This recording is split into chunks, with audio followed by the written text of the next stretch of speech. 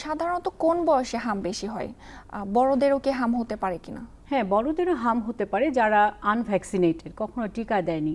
তবে হামটা বেশিরভাগই হয় শিশুদের। সাধারণত 5 বছরের আন্ডারে যারা শিশুরা তারাই বেশি আক্রান্ত হয়ে থাকে, কারণ ওদের রোগ প্রতিরোধ ক্ষমতা আমাদের বড়দের মতো অত বেশি থাকে না, তাই তারা সহজেই আক্রান্ত হয়ে থাকে। হামের যে জটিলতা, মানে এই জটিলতা নিয়ে একটু বলবেন যে কেন হামকে এত মারাত্মক মনে করা হচ্ছে? হামকে এত মারাত্মক মনে করা হচ্ছে, হাম আসলে একটা ভাইরাসজনিত রোগ। যাদের ইমিউনিটি খুব ভালো, রোগ প্রতিরোধ ক্ষমতা ভালো, তার জ্বর হবে, র্যাশ হবে, হাঁচি কাশি হবে, আবার কয়েকদিন পর ভালো হয়ে যাবে। এবং জ্বরের র্যাশ আসার 4 দিন আগে এবং 4 দিন পর পর্যন্ত সে খুবই কিন্তু ইনফেকশাস থাকে, সে জীবাণুটা ছড়াতে থাকে, কিন্তু সে নিজে কিন্তু ভালো হয়ে যায়।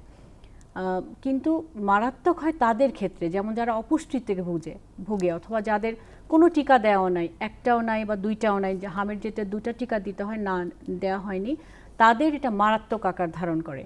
কারণ হামের একটা কাজ হচ্ছে এটা রেসপিরেটরি ইপিথেলিয়াম, যেটা শ্বাসনালীতে একটা নেক্রোসিস করে, এপিথেলিয়ামটাকে ডিস্ট্রয় করে, ফলে আস্তে আস্তে ওই বাচ্চাটা নিউমোনিয়ায় আক্রান্ত হতে পারে।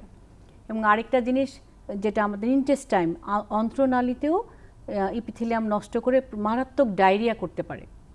এছাড়াও হামে আক্রান্ত শিশুদের কানে প্রদাহ হতে পারে, যেটাকে অটাইটিস মিডিয়া বলি, সেক্ষেত্রে সে বধির হয়ে যেতে পারে। আবার কিছু কিছু শিশুর চোখে আক্রান্ত হয়ে কনজাংটিভাইটিস, চোখের কর্নিয়া এফেক্ট হয়ে অন্ধত্ব হয়ে যেতে পারে, এবং পরবর্তীতে হামে আক্রান্ত শিশুতে চরম অপুষ্টিতে ভুগতে পারে। সো এই 5-6টা কারণ তো হামে হলে যদি কমপ্লিকেশন হিসেবে হয়, সেই শিশুটির কিন্তু জীবন নাশের শঙ্কা থাকে।